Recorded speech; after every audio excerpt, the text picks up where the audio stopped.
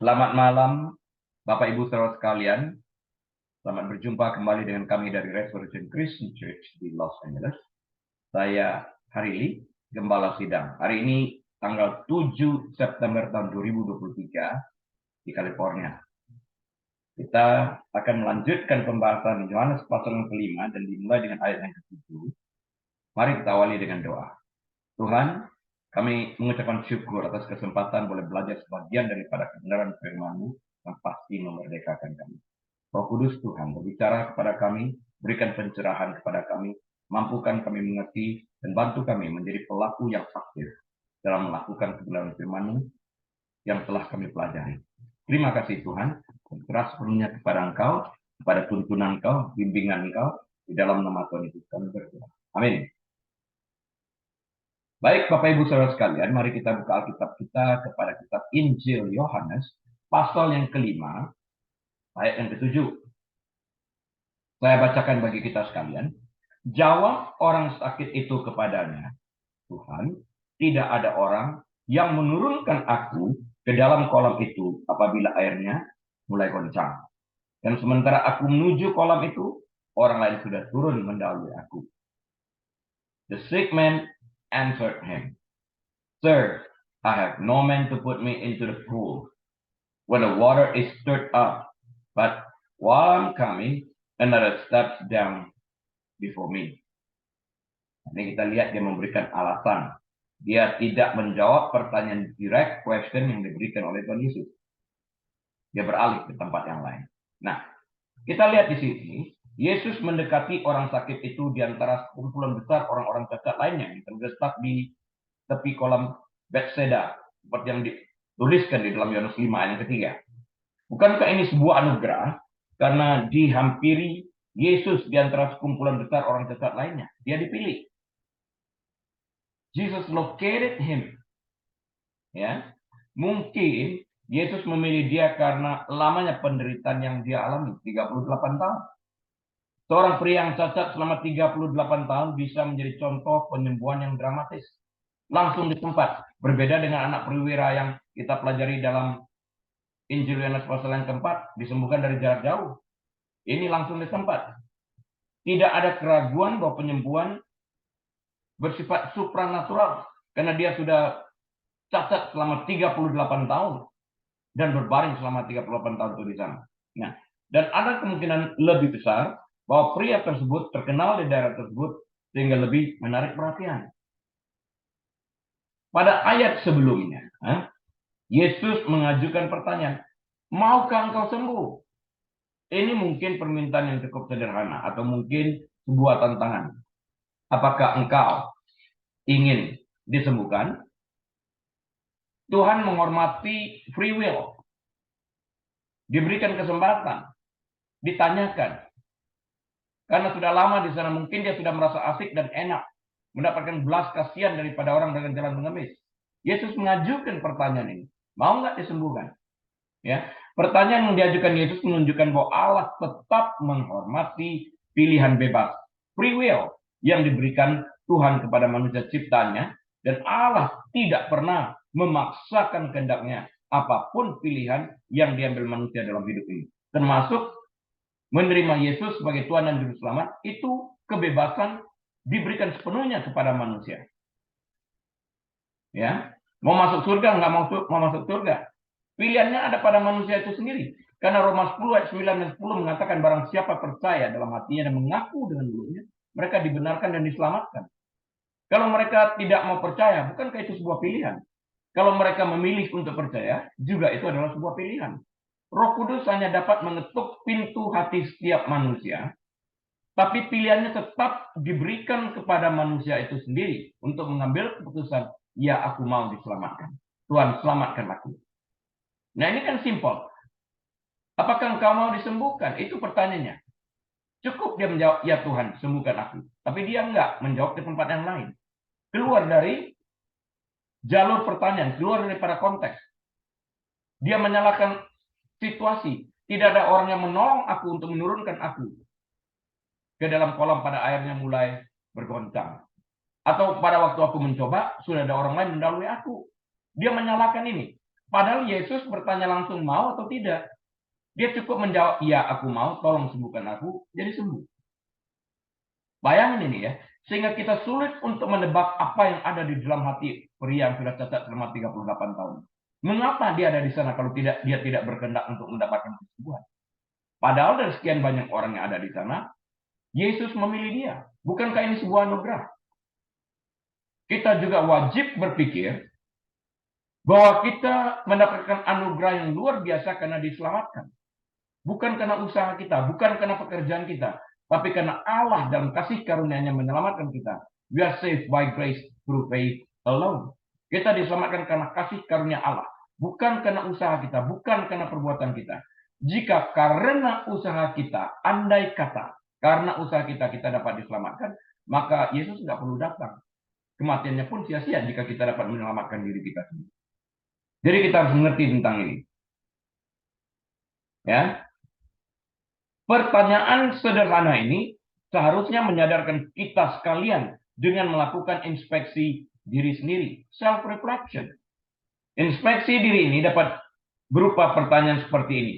Aku telah menderita selama 38 tahun, dan aku selamanya akan tetap berdiam dalam kondisi seperti ini tanpa intervensi Tuhan yang berdaulat penuh atas hidupku.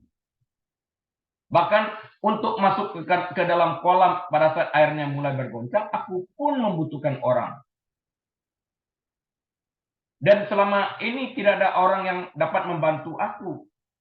Kesimpulannya harapanku hanya satu-satunya pada Tuhan. Nggak ada yang lain.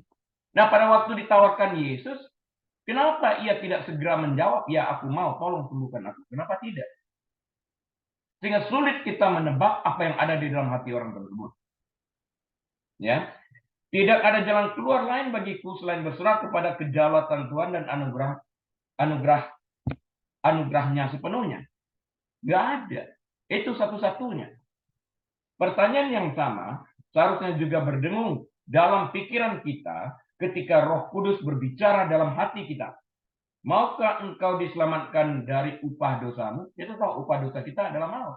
Mau nggak kita diselamatkan? Roh Kudus itu berbicara kepada kita. Ketika kita melihat keuntungan yang dialami pria cacat ini yang sudah menderita selama 38 tahun, dengan bertindak pada saat Yesus memerintahkannya untuk mengangkat tilamnya dan berjalan, ia bebas ketika dari penyakit yang telah memenjarakannya selama 38 tahun. Angkat tilammu dan berjalanlah. Mujur aja dia mau bergerak. Kalau dia bilang nggak mau, aku senang tidur-tiduran di sini, ya nggak jadi sembuh. Nah, kan pilihan ini. Mujur aja. Kesempatan kedua tidak dilewatkannya. Maukah kita dibebaskan dari neraka yang memenjarakan kita akibat dosa kita? Jika kita mau, kita juga harus melangkah dengan iman, dengan percaya, dengan hati kita, dan mengaku dengan mulut kita, sesuai dengan Roma 10 ayat 9 dan 10, bahwa Yesus adalah Tuhan.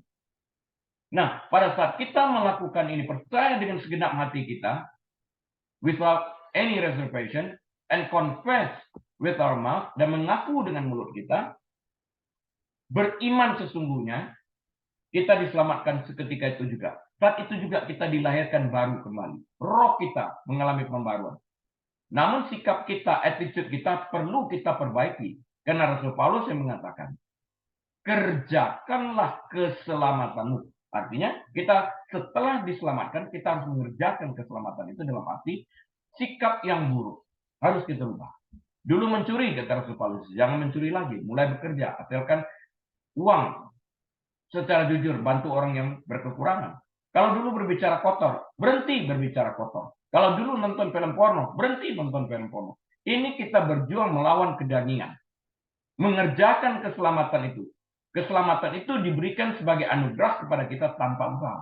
Namun merubah attitude, merubah karakter, merubah sikap yang jahat, yang salah, harus kita yang melakukannya. Ya, itu semua tertulis dalam manual yang disebut Alkitab ini.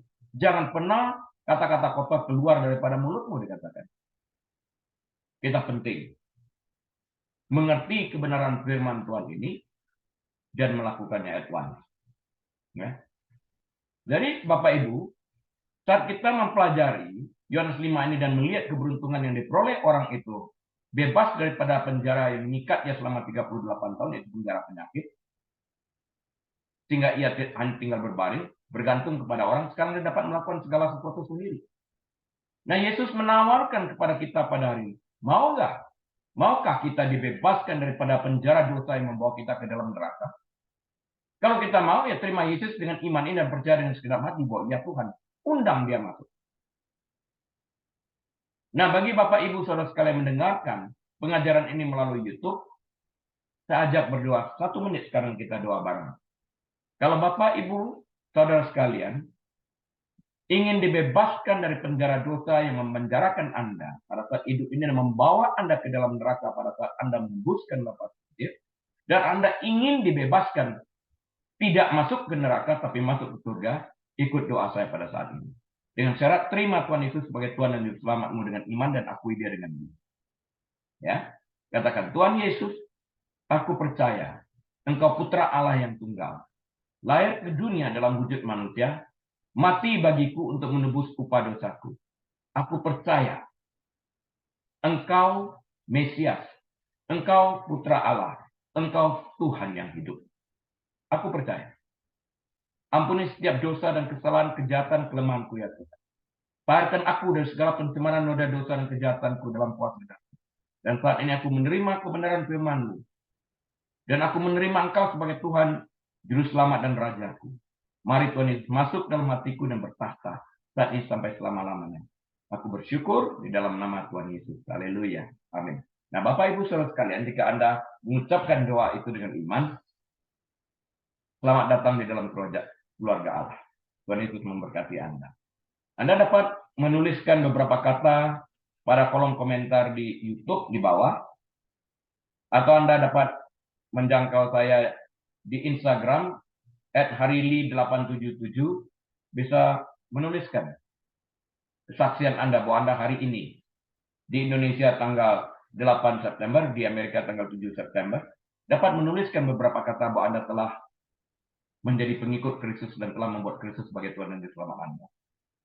Sekali lagi, selamat datang di keluarga Allah. Kami semua yang ada di sini ikut bergembira bersama Anda dan bersama dengan manusia. Tuhan Yesus memberkati.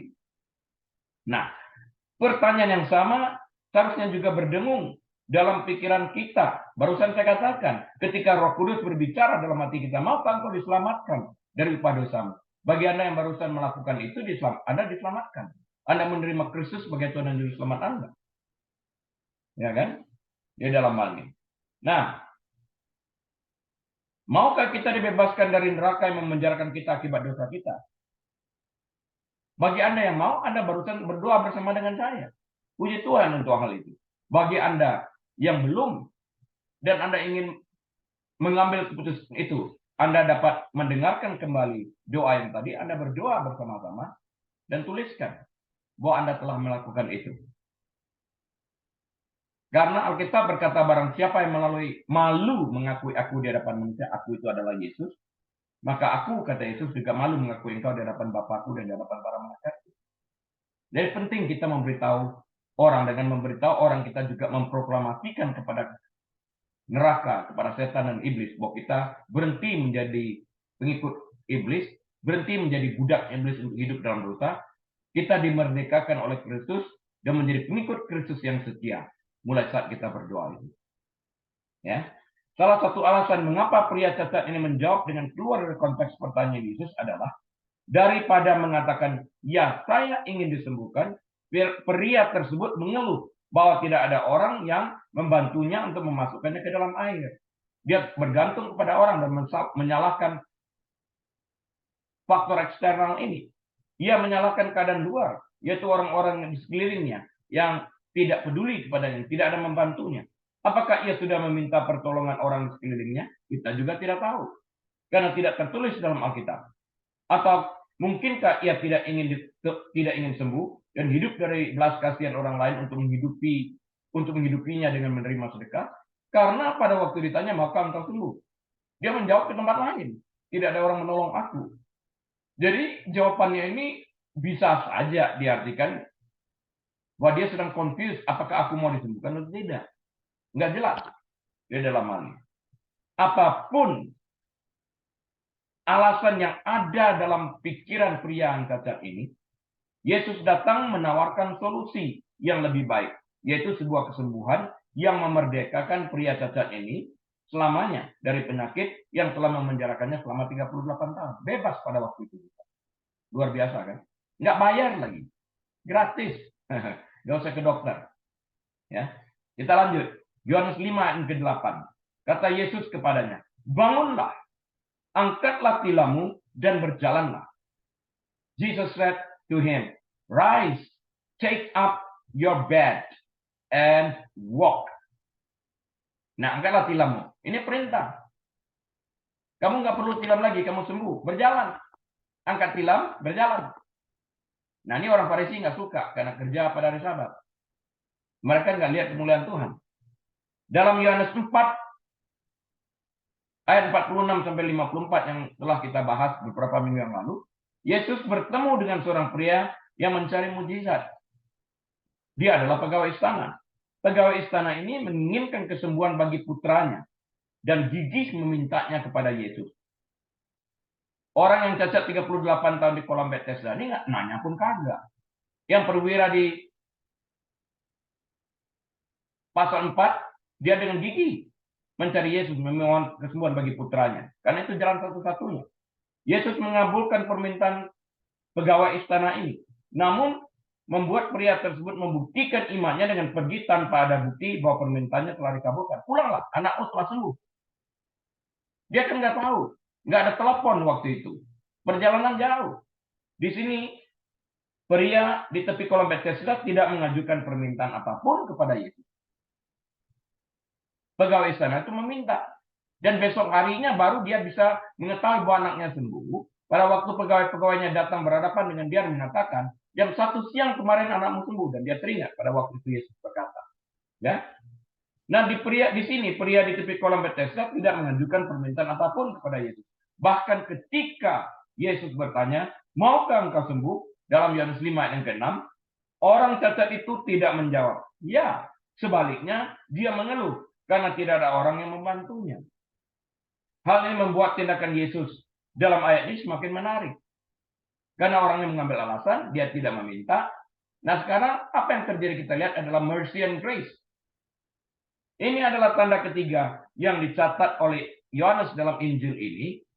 Dari total hanya ada 7 tanda. Namun hal ini dilakukan pada pria yang bukan hanya tidak memintanya, dia bahkan mungkin tidak menginginkannya berdasarkan jawaban yang diberikan. Penyembuhan ini merupakan pertunjukan kuasa ilahi dari Tuhan Yesus Kristus, sekaligus gambaran kisah hubungan kita dengannya. Allah mengetahui kebutuhan kita. Sebelum kita meminta pun, dia sudah tahu. Itu ayatnya tertulis.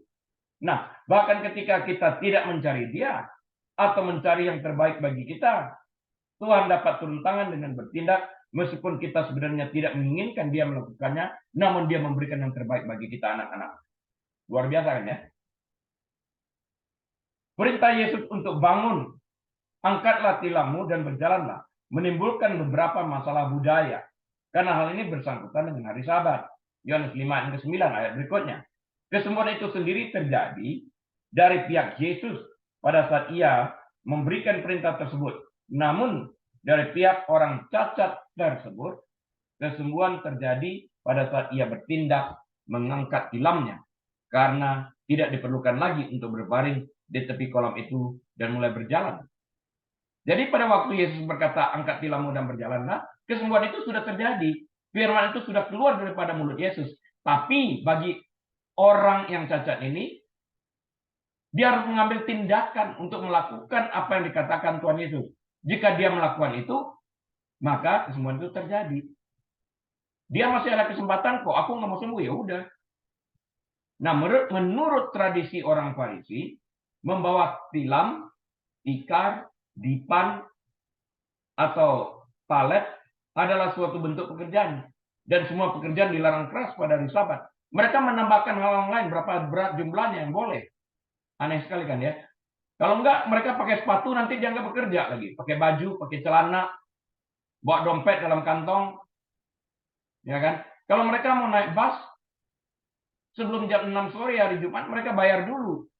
Atau bayarnya setelah Sabtu lewat jam 6. Saban nggak boleh. Ini kan lucu nih.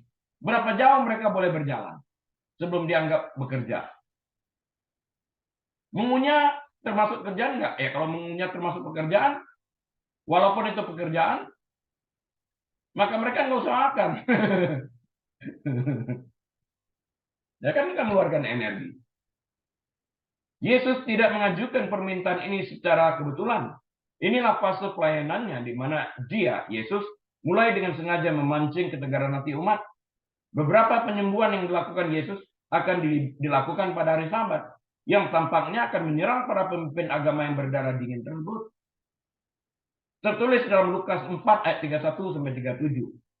Lukas 14 ayat 1 sampai 6. Kitab Injil Matius pasal 12 ayat 9 sampai 14 sebagai referensi. Ya.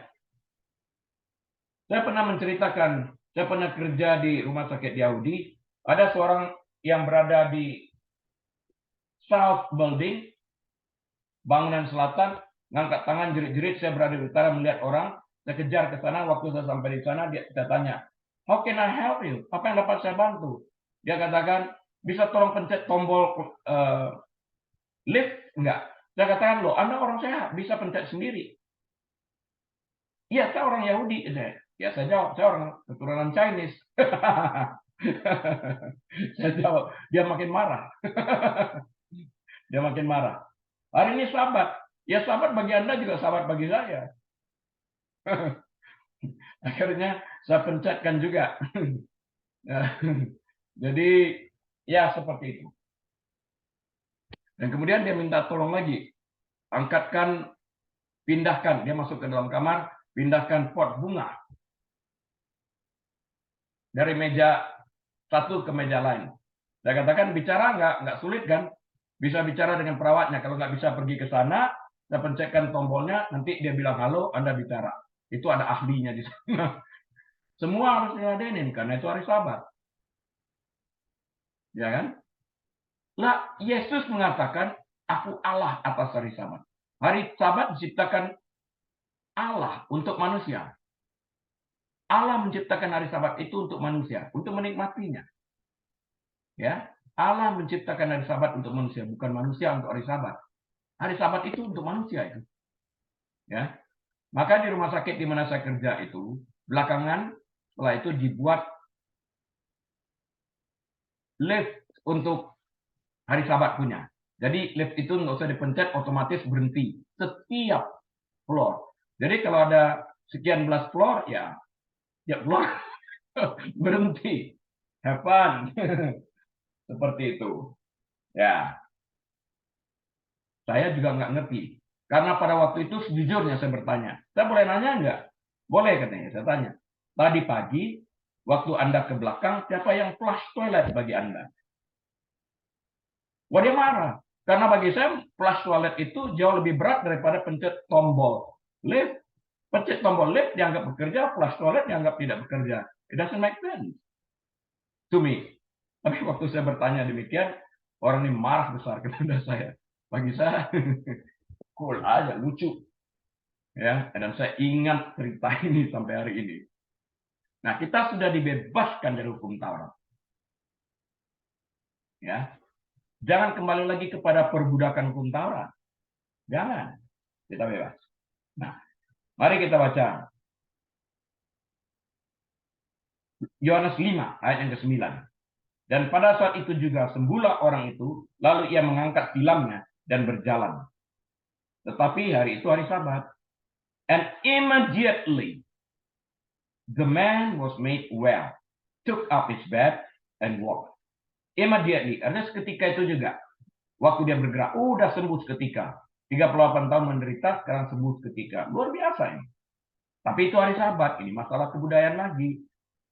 Entah orang ini mencari kesembuhan atau tidak, apakah ia berharap untuk disembuhkan atau tidak, dan apakah ia ingin disembuhkan atau tidak, karena dia menjawab dengan cara menjawab yang berbeda, keluar dari konteks. Tapi itulah yang terjadi. Ia sembuh. Tuhan itu aja, Tuhan itu luar biasa. Nanya juga enggak. Yesus yang hampirin dia. Beda dengan Yohanes 4. Tuhan tolong dong sembuhkan putraku. Beda. Di sini kita melihat kasih karunia Tuhan. Ya. Dalam ayat-ayat sebelumnya, Yesus sepertinya mempertanyakan keinginan pria tersebut untuk disembuhkan. Lihat dalam Yohanes 5:6 lagi.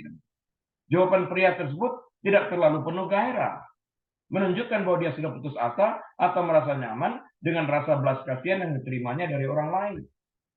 Bermain victim dia. Jadi kalau setiap orang bermain victim, pasti memiliki karakter manipulasi. Ya. Dia memohon belas kasihan orang barangkali, seperti yang dinyatakan dalam ayat yang ke-7 Yohanes yang ke-5 itu. Dari semua orang cacat di sana, Yesus memilih untuk mendekati dan menyembuhkan orang yang satu ini, Yohanes 5:8. Mungkin karena dia yang paling lama di sana, 38 tahun menderita sakit. Sehingga kuasa Tuhan betul-betul didemonstrasikan dan orang boleh melihat. Tidak ada yang lain kecuali Tuhan melakukan intervensi. Bahasa Yunani dari ayat ini menggambarkan penyembuhan segera terjadi.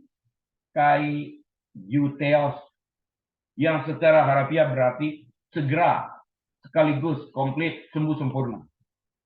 At once. Ya, immediately. Itu maksudnya. Apakah kesembuhannya terjadi dalam sepersekian detik atau hanya beberapa detik?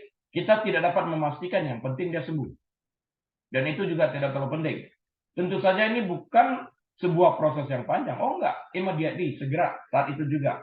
Yesus menyuruh orang pria yang cacat selama 38 tahun untuk berjalan, dan dia langsung bangkit dan berjalan, mengangkat tilamnya. Ini adalah sebuah tanda dari keajaiban yang sejati. Efek seketika, langsung. Apa yang dicatat di sini adalah mujizat sejati, yang dimaksudkan untuk membuktikan suatu hal tertentu. Banyak orang di sana. Di sini kasih karunia Tuhan. I will have mercy on whom I will have mercy.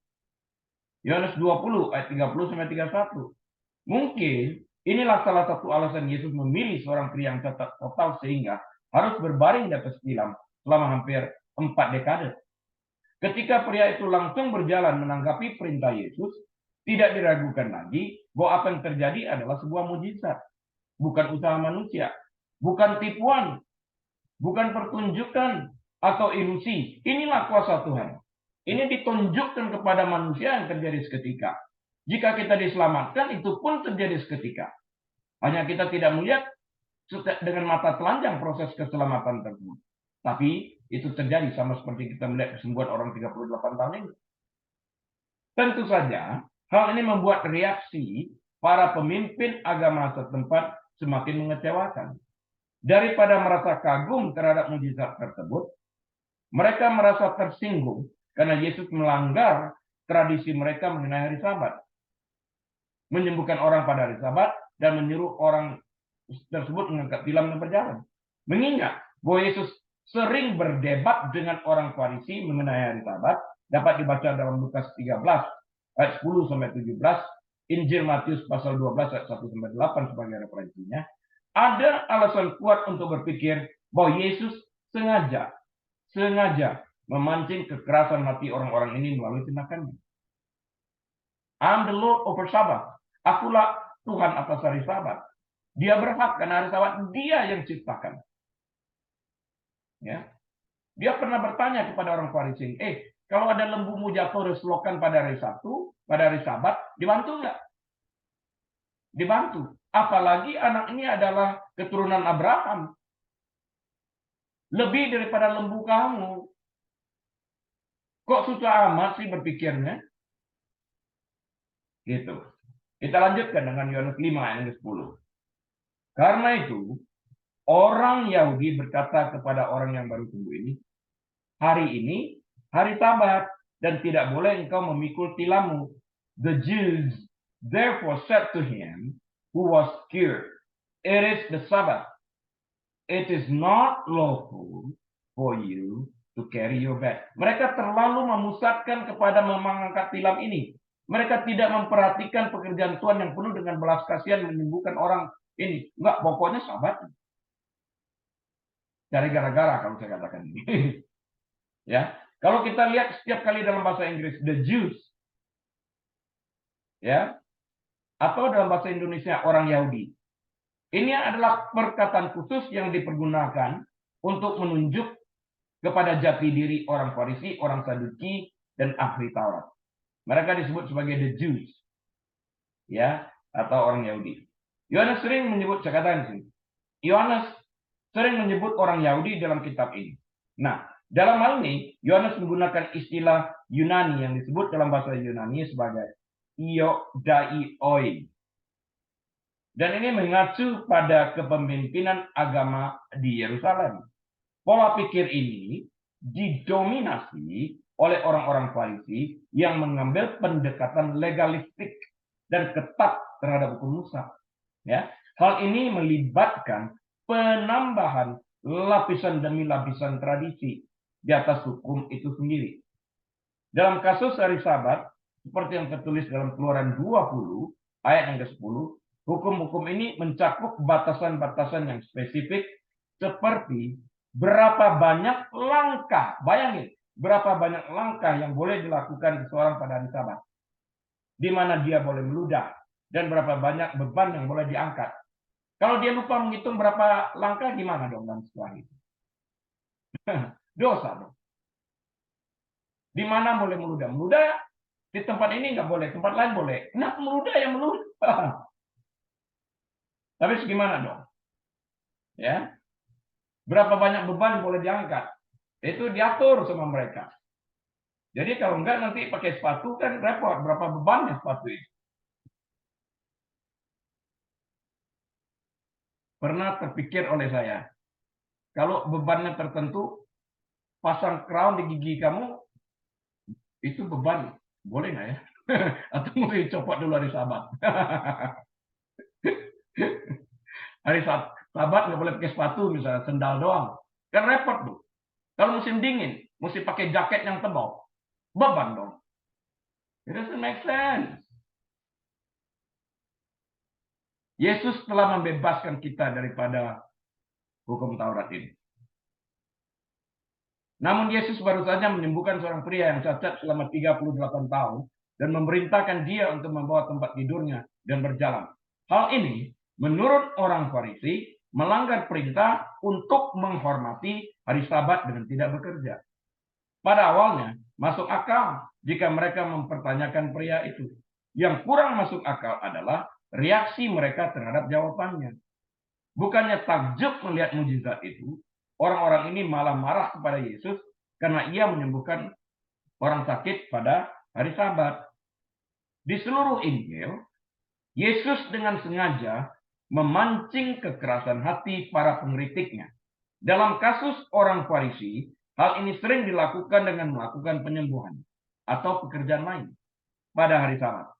Nah, bisa dibaca dalam Lukas 4 ayat 31 sampai 37, Lukas pasal yang ke-13 ayat 10 sampai 17, Lukas pasal yang ke-14 ayat 1 sampai dengan 6 sebagai referensinya bagi yang ingin belajar lebih lanjut. Tampaknya Yesus melakukan hal ini untuk menunjukkan kemunafikan dan kedangkalan pendekatan mereka terhadap Allah. Seperti yang tertulis dalam Matius pasal yang ke-15 ayat ke-3 sampai 9. Kita lanjutkan. Yohanes pasal yang ke-5 ayat yang ke-11. Akan tetapi ia, maksudnya pria yang sakit ini menjawab mereka, orang yang telah menyembuhkan aku, dia yang mengatakan kepadaku, angkatlah tilangmu dan berjalanlah. He answered them, he who made me well said to me, take up your bed and walk. Nah, kelihatannya dia belum tahu siapa orang itu. Dia tidak tahu nama Yesus. Maka dia sebenarnya orang yang telah menyembuhkan aku. Artinya dia nggak kenal. Nah, dalam ayat-ayat sebelumnya, Yesus pergi ke kolam Bethesda yang di Yerusalem. Ya, daerah ini terletak di dekat bait Allah dan memberikan keteduhan yang cukup, tempat berteduh bagi banyak orang, tempat hangout, katakanlah demikian. Alkitab menggambarkan banyak sekali penyandang disabilitas berkumpul di sana. Tertulis dalam Yohanes 5 yang ketiga. Yesus memilih seorang pria yang telah cacat selama 38 tahun dan Yesus bertanya kepada pria tersebut apakah ia ingin disembuhkan. Agak mengejutkan, pria tersebut mengeluh. Bukannya berterima kasih dan segera mengatakan aku mau, enggak, dia mengeluh atau memberikan alasan. Alih-alih berkata ya aku ingin disembuhkan. seperti yang tertulis dalam Yohanes 5:5-7. Enggak. Sehingga membingungkan kita dalam mengartikan ini. Setelah Yesus menyembuhkannya, pria tersebut masih melanjutkan pola yang tidak menunjukkan rasa bersyukur karena telah disembuhkan setelah ia terpenjara dengan penyakitnya selama 38 tahun. Ia melemparkan tanggung jawab sepenuhnya kepada Yesus pada saat orang Farisi mengkonfrontasinya karena ia memikul tilamnya pada hari Sabat. Kenapa kamu pikul tilammu? Hari ini hari Sabat loh. Ya, Yesus memerintahkan pria tersebut untuk mengangkat tilamnya tempat ia berbaring dan berjalan dengan memikulnya. Kesembuhan terjadi. Lagi-lagi dia menjawab, orang menyembuhkan aku yang menyuruh aku. Aku nggak bertanggung jawab. Kalau mau nanya kenapa ini, tanya sama orang itu. Kelihatan lagi dia tidak bersyukur. Pola pikirnya masih belum berubah. Dia harus mengerjakan keselamatan ini. Ya. Menurut para pemimpin agama setempat, hal ini merupakan pelanggaran terhadap perintah untuk tidak bekerja pada hari Sabat. Yohanes 5:10. Ya. Jelas dikatakan itu. Dalam Keluaran 20 tadi juga ada. Sebagai tanggapan, pria tersebut hanya menunjuk pada Yesus yang namanya bahkan dia tidak tahu pada saat itu. Dan berkata pada intinya, orang yang telah menyembuhkan aku, dia yang mengatakan kepadaku, angkatlah tilammu dan berjalanlah. So, I bear no responsibilities dengan perkataan lain. Aku nggak bertanggung jawab loh. Dia yang suruh aku. Wow. Nggak ada rasa syukur, nggak ada rasa terima kasih. Ibaratnya setelah makan lempar, dibuang daunnya. Habis makan pisang, buang kulitnya gitu kan. Lupa. Tidak mau bersyukur. Sampai hari ini kita masih melihat banyak orang yang tidak tahu berterima kasih kepada Tuhan. Para pemimpin agama setempat berhak mempertanyakan pria ini. Seperti halnya penyelidikan mereka terhadap Yohanes Pembaptis, Yohanes 1:19. Ini adalah bagian dari tanggung jawab mereka untuk menjaga kebenaran. Namun ayat-ayat selanjutnya menunjukkan bahwa orang-orang ini tidak tulus. Kekesalan mereka terhadap Yesus yang melanggar tradisi Sabat, yang telah melanggar tradisi Sabat mereka, akan mengalahkan segala kegembiraan yang mungkin mereka rasakan atas mujizat itu sendiri. Kami lihat mujizat, tapi yang penting kamu melanggar hari Sabat. Wow. Yesus katakan, I'm the Lord over Sabat. Aku Allah atas hari Sabat. Dan hari Sabat diciptakan untuk manusia, bukan manusia untuk hari Sabat, kata kita.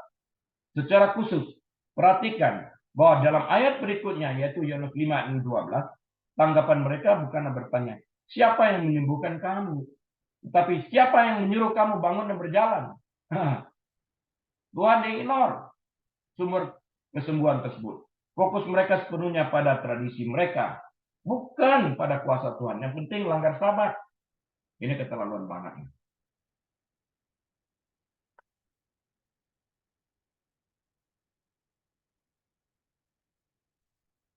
Mari kita baca lebih lanjut. Yohanes 5 ayat ke-12. Mereka bertanya kepadanya, siapakah orang itu yang berkata kepadamu, angkatlah tilammu dan berjalanlah? Then they asked him, who is the man who said to you, take up your bed and walk? Who is he? Who is that man? The man. Who is he? Yesus sering bentrok dengan para pemimpin agama setempat di Yerusalem. Akar penyebab konflik tersebut adalah penolakan mereka terhadap Tuhan dan lebih memilih tradisi mereka sendiri.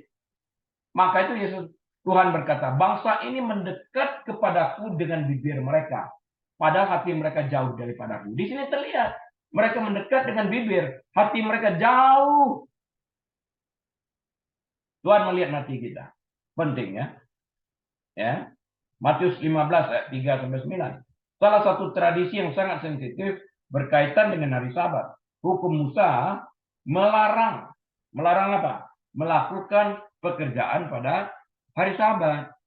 Orang-orang Farisi telah menambahkan lapisan tradisi dalam bentuk peraturan dan ketentuan tambahan. Misalnya berapa langkah boleh dijalankan dalam sehari, di mana boleh meludah, berapa beratnya beban yang boleh diangkat dan sebagainya. Yang mereka anggap sama-sama mengikat. Ya. Membawa beban apapun di mata mereka dianggap sebagai pekerjaan. Karena itu hari Sabat. Literally seperti itu. Tapi berdosa pada hari Sabat, mereka sah aja. Ngangkat beban, tilam, orang disembuhkan, Tuhan dipermuliakan, nggak peduli. Pokoknya langgar hari Sabat bekerja. Bagaimana kamu melanggar hari Sabat dengan berdosa? Kamu nggak Sabat dalam dosa. Kamu nggak istirahat berdosa, gimana? Hari Sabat, hari beristirahat. Iya, kamu istirahat nggak dari melakukan dosa? Jangan Sabatnya aja untuk mengangkat tilam. Kamu ngangkat dosa kamu. Yesus katakan berikan dosa itu kepada dia supaya kamu aman.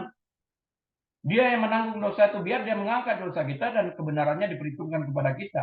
Justification. Why not? Setelah Yesus menyembuhkan seorang pria yang catat total selama 38 tahun, dia memerintahkan pria tersebut untuk mengangkat tilamnya, untuk memikul tilamnya dan berjalan. Hal ini menarik perhatian orang-orang Farisi karena lihat pada hari Sabat ada orang memikul tilamnya. Ya, tentu saja mereka punya hak untuk menyelidikinya. Karena mereka pemimpin agama. Mereka menjunjung tinggi hukum Musa dan kebenaran adalah hal yang seharusnya mereka lakukan. Kebenarannya apa? Bahwa bahwa manusia yang terikat dengan penyakit selama 38 tahun ini disembuhkan oleh Tuhan. Tuhan memiliki kasih karunia. Kamu sebagai orang Farisi tidak memiliki kasih karunia ini dengan memarahi dia. Ya. Namun menjadi jelas bagi mereka bahwa tradisi mereka jauh lebih penting daripada kewajiban spiritual mereka yang sebenarnya. Tradition over God di dalam hal ini. Ya. Mereka tidak tertarik akan mujizat yang terjadi terhadap seorang pria yang cacat total selama 38 tahun. Mereka tidak memiliki empati terhadap pria yang telah disembuhkan ini. Mereka bahkan memilih untuk menutup mata mereka untuk menyaksikan demonstrasi kasih seperti yang telah Yesus lakukan pada pria cacat total ini. Ya. Secara khusus, ayat 11 dan 12 dari Yohanes yang kelima menunjukkan masalah nyata dalam sudut pandang mereka. Dan saya mengajak, bisa nggak kita berhenti sejenak dan memandang dari kacamata Tuhan Yesus, memandang dari sisi Tuhan Yesus, memandang orang yang sudah cacat 38 tahun. Bisa nggak? Sehingga dengan demikian kita datang bukan dengan hati yang penuh dengan kebencian dan menghakimi. Ya, ini penting sekali. Sehingga kita dapat mengerti kenapa sesuatu itu terjadi tanpa perlu menghakimi. Karena kita tidak tahu apa yang ada di dalam pikiran seseorang. Nah, di dalam hal ini pikiran itu. Kalau Anda tidak berhenti sejenak, tidak akan mungkin Anda bisa memikirkan belas kasihan, empati yang Yesus miliki terhadap pria yang sudah menderita 38 tahun ini. Berhenti sejenak, pikirkan, lihat dari sisi Yesus melihat ini. Ya.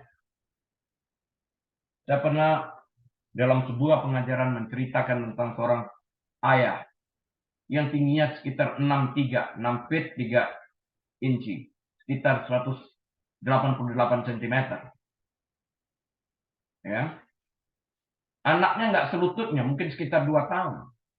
Waktu itu di bulan Desember ada pohon Natal yang tinggi banget di mall. Dan di atasnya ada bintang. Dia bilang sama anaknya, "Sweetheart, look at a big star." "What star, Daddy?"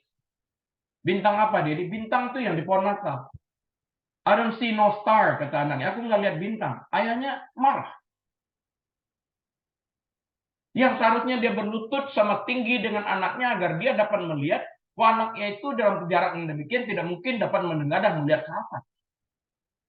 Dia harus berdiri, berhenti sejenak, melihat dari ketinggian anak tersebut, melihat dari mata anak itu melihat dunia ini. Atau dia mengangkat, memikul, menggendong anak itu sangat tinggi dengan dia dan menunjukkan, baru dia bisa melihat.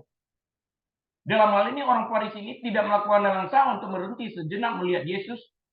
Cara Yesus melihat orang yang cacat 38 tahun. Sama dengan pria yang menunjukkan kepada putrinya yang tidak setinggi lututnya tersebut. Dan merasa upset, merasa kesal, merasa jengkel, merasa marah karena putrinya tidak dapat melihat bintang yang besar. Berhenti sejenak sehingga kita tidak menghakimi orang lain, Sehingga kita pun dapat belajar melihat dari kacamata orang itu melihat dunia.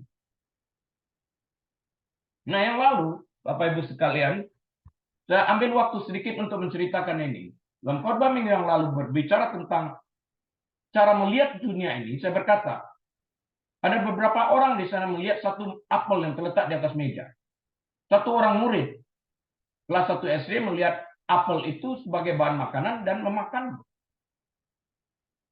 Seorang biologis melihat apel itu dan kemudian bertanya, apakah ini apel Fuji? Apakah ini apel Malang? Apakah ini Granny Smith? Dan seorang pedagang melihat apel itu, ini bagus.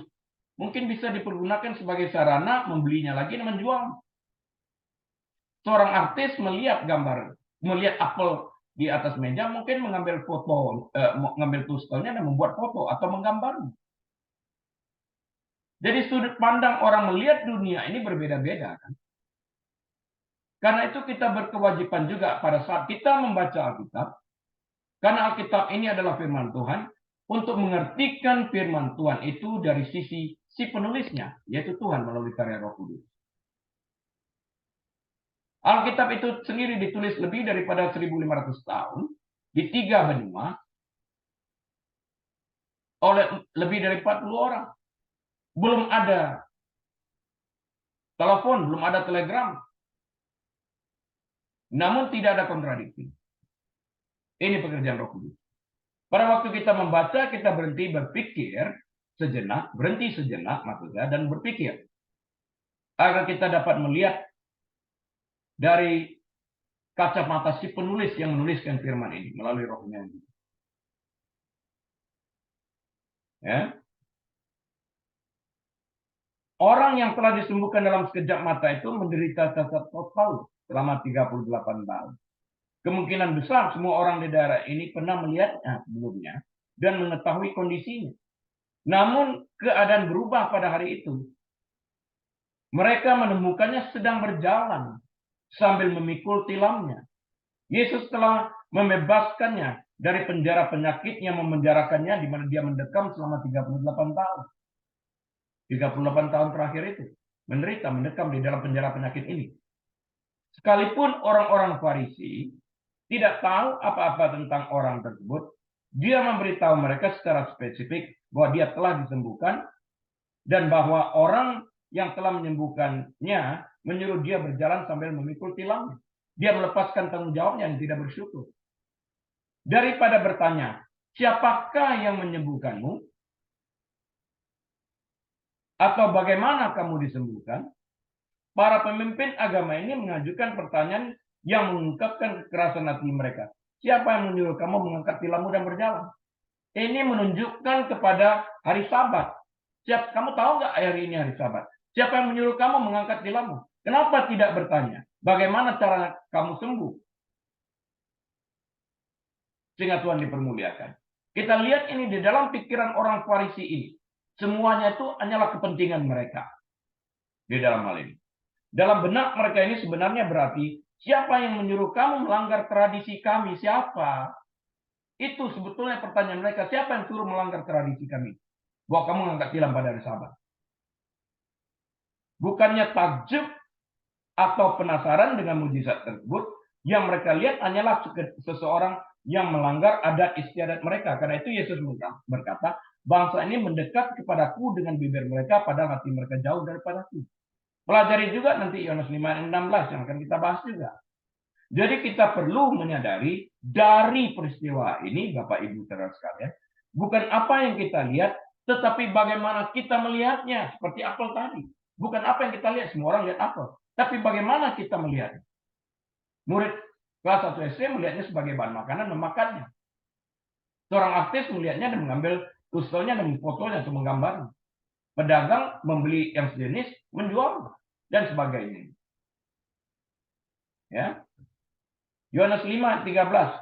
Tetapi orang yang baru sembuh itu tidak tahu siapa orang itu, sebab Yesus telah menghilang ke tengah-tengah orang banyak di tempat itu. But the one who was healed did not know who it was, for Jesus had withdrawn, a multitude being in that place.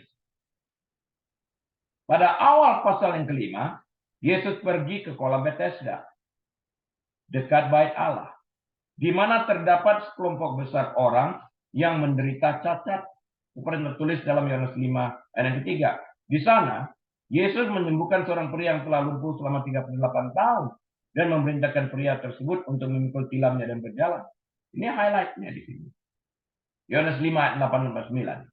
Ketika para pemimpin agama setempat melihat pria tersebut membawa beban pada hari Sabat, mereka menanyainya dalam Yohanes 5 ayat 10. Daripada terkagum-kagum dengan kesembuhan yang ajaib, orang-orang Farisi ini lebih khawatir karena adanya pelanggaran terhadap tradisi mereka. Yohanes 5 ayat 12-16. Sehingga mereka bertanya pada akhirnya, siapa orang itu menyuruh kamu mengangkat tilam dan berjalanlah? Sebetulnya mereka ingin bertanya, siapa sih yang menyuruh engkau melanggar hukum Taurat kami, melanggar aturan kami untuk bekerja pada hari Sabat? Sebetulnya kan itu. Tuhan tidak dipermuliakan, yang terpenting melanggar tradisi mereka. Karena itu Yesus mengkritik, demi tradisimu, engkau melakukan segala sesuatu yang bertentangan dengan kehendak Allah. Mungkin terasa aneh bahwa seseorang yang telah disembuhkan secara ajaib tidak mengetahui apapun tentang orang yang menyembuhkannya. Ayat ini memberikan beberapa penjelasan. Sepanjang masa pelayanannya di dunia, Yesus peka, bahkan sangat peka terhadap God's timetable, terhadap jadwal Allah. Hal ini tidak hanya mempengaruhi kemana dia pergi dan apa yang dia harus lakukan, namun juga mempengaruhi jumlah perhatian yang dia tarik pada waktu tertentu. How much people he will draw. Dalam hal ini, Yesus tampaknya lebih tertarik untuk memprovokasi konfrontasi dengan orang-orang Farisi karena kesembuhan dilakukan pada hari Sabat. Hal ini seperti yang akan ditunjukkannya dalam ayat-ayat selanjutnya, memungkinkan Yesus untuk mempertahankan pelayanannya, keilahiannya, dan bukti-bukti yang membuktikan bahwa apa yang ia lakukan adalah sah. I'm the Lord over Sabbath. Akulah Allah atas hari Sabat. Dia berhak sah. Ya, nanti dia katakan, Bapakku bekerja sampai saat ini kok. Ya, ada momen-momen lain dalam keempat Injil, Matius, Markus, Lukas, Yohanes, di mana Yesus tiba-tiba menjauhkan dirinya dari suatu situasi. Ada kalanya seperti itu. Dalam beberapa kasus, jalan keluar ini mempunyai kesan supranatural. Contohnya dalam Yohanes 10 ayat 39, yang menghilang aja. Dalam kasus lain, penjelasan seperti ini tampaknya biasa saja.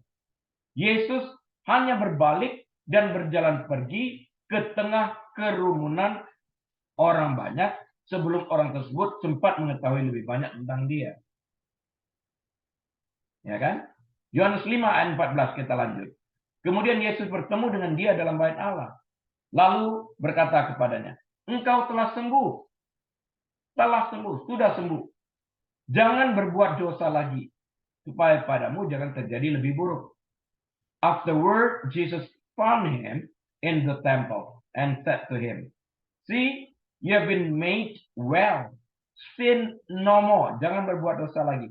Lest a worse thing come upon you. Jadi dari ayat ini kita tahu bahwa dosa orang ini menyebabkan dia sakit.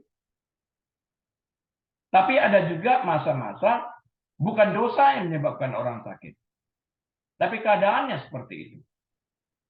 Seperti orang yang dilahirkan buta. Muridnya bertanya, dosa orang ini atau dosa orang tuanya? Bukan dosa siapa-siapa, tapi justru Allah dipermuliakan. Disembuhkan. Luar biasa. Ketika Yesus pertama kali berbicara kepada orang ini, dia sudah dalam keadaan cacat selama 38 tahun. Pertanyaan pertama Yesus adalah menanyakan apakah orang ini atau orang tersebut ingin disembuhkan. Pria yang cacat ini tidak meresponi pertanyaan Yesus dengan, ya aku ingin disembuhkan. Melainkan dia mengeluh karena tidak ada orang yang membantunya. Dia menyalahkan circumstances. Dia menyalahkan orang yang tidak berempati kepada dia. Atau pada waktu dia melangkah, orang lain sudah mendahului dia, sehingga dia tidak mendapatkan kesempatan untuk sembuh. Dia keluar dari konteks. Padahal sekarang dia berhadapan dengan si penyembuh. Mau nggak sembuh? Cukup jawab, ya aku mau, tolong Tuhan. Selesai. Dia bertele-tele di sini. Ia keluar dari konteks pertanyaan yang diajukan Yesus. Karena Yesus tahu pria ini sudah lama dalam keadaan cacat, ia mengajukan pertanyaan kepada pria ini, seperti yang tertulis dalam ayat 6. Apakah ia mau disembuhkan? Free will. Dia boleh pilih. Siapa tahu ya, cuma mau duduk di sana meminta belas kasihan orang bermain victim untuk menjadi pemimpin. Siapa tahu. Yesus memberikan kebebasan kepada pria tersebut untuk membuat keputusannya. Apakah ia ingin disembuhkan atau tidak? Kita mungkin berpikir, ia pasti ingin disembuhkan, bukan? Itu pikiran kita. Namun jawaban yang diberikan pria ini tidak menunjukkan keinginan untuk disembuhkan. Dia nggak spontan jawab, aku mau kok. Pernyataan pria ini dalam ayat 11 tidak menunjukkan bahwa ia menunjukkan rasa terima kasihnya kepada Yesus. Ia bahkan melemparkan kesembuhan yang terjadi pada dirinya sebagai tanggung jawab Yesus sepenuhnya. Dengan demikian kita wajib bertanya, emangnya kamu nggak mau disembuhkan sehingga aku melemparkan tanggung jawab ini kepada dia? Hari-hari ini kita masih banyak menemukan orang-orang dengan karakter yang tidak tahu berterima kasih seperti pria ini. Tampaknya Yesus tidak tertarik untuk membuat tontonan atas mujizat itu sendiri. Karena ia segera pergi ke tengah orang banyak. Seperti yang tertulis dalam Yohanes 5 ayat 13. Dilihat dari reaksi para pemimpin agama setempat, seperti yang tertulis dalam Yohanes 5 ayat 11 dan 12, Yesus tampaknya ingin memulai perbincangan tentang pelayanan yang akan segera dimulai. Ya. Sementara itu, Bapak Ibu Saudara sekalian, Yesus telah menemukan orang yang disembuhkannya itu dalam bait Allah. Dan di sini, Yesus menyampaikan perintah yang sering diperdebatkan, yaitu agar pria tersebut jangan berbuat dosa lagi, supaya padanya jangan terjadi yang lebih buruk lagi. Jadi di sini kita melihat bahwa Yesus memang datang ke dunia ini tidak untuk menghakimi, tapi menyelamatkan mereka yang percaya kepadanya. Di sini kita lihat ada koneksi antara dosa orang ini dan penyakitnya. Dia adalah Tuhan yang berkuasa mengampuni. Tapi kan sulit bagi orang melihat bukti bahwa orang itu sudah diampuni dosanya. Karena itu dialah menyembuhkan orang sudah 38 tahun sakit ini. Pada waktu orang itu sembuh setelah 38 tahun sakit, orang tahu ini pekerjaan Tuhan. Kan sudah pernah dilakukan juga. Jadi agar engkau mengetahui. Mana lebih mudah mengatakan dosamu telah diampuni atau bangkit yang berjalan. Tapi agar engkau mengetahui anak manusia mempunyai kuasa untuk mengampuni, aku berkata kepadamu, bangkit yang berjalan. Ini terjadi juga kan? Jadi pada waktu itu kita dapat melihat relasinya bahwa Yesus memang menyembuhkan orang tersebut bukan hanya secara fisik, tapi mengampuni dosanya. Luar biasa ini. Pada penyembuhan lainnya, Yesus akan menegaskan bahwa tidak semua penderitaan disebabkan oleh dosa seseorang. Tertulis dalam Yohanes 9 ayat 3. Namun di sini, kata-kata Yesus tampaknya menghubungkan kondisi manusia sebelumnya dengan dosa. Artinya dia menjadi sakit disebabkan karena dosanya. Kalau itu memang seperti demikian, artinya ia mengundang penyakit tersebut melalui dosa. Yesus menyembuhkan penyakit ini dengan mengampuni dosa tersebut. Ini luar biasa. Karena dosa yang menyebabkan terikatnya orang ini kepada penyakit, pada waktu dosa dirimu, kesembuhan terjadi. Dan itu terjadi instan. Ini salah satu bukti. Karena kita lihat, dosa menimbulkan penyakit. Selama dosa ada di sana, penyakit ada. Waktu dosa dirimu, penyakit sembuh. Korelasinya seperti itu. Ya dalam hal ini. Ya. Bisa jadi kecacatan pria tersebut disebabkan oleh pilihan pribadinya, bukan? Pada saat yang sama, Yesus mungkin sekedar mengingatkan orang tersebut bahwa ada hal yang lebih buruk daripada menjadi cacat, termasuk hukuman kekal berupa dosa, Lukas 12 ayat 4-5. Karena itu dia katakan, supaya jangan terjadi yang lebih buruk lagi kepadamu, jangan hiduplah kembali ke dalam dosa, jangan kembali kepada dosa. Apa yang lebih buruk daripada hidup cacat? Masuk dalam neraka. Ini peringatan yang diberikan oleh Yesus secara langsung. Jadi mari kita menelaah ke dalam, melakukan self-reflection, agar kita dapat bertobat dan menghasilkan buah yang sesuai dengan pertobatan itu sendiri. Seperti yang diajak oleh Tuhan Yesus.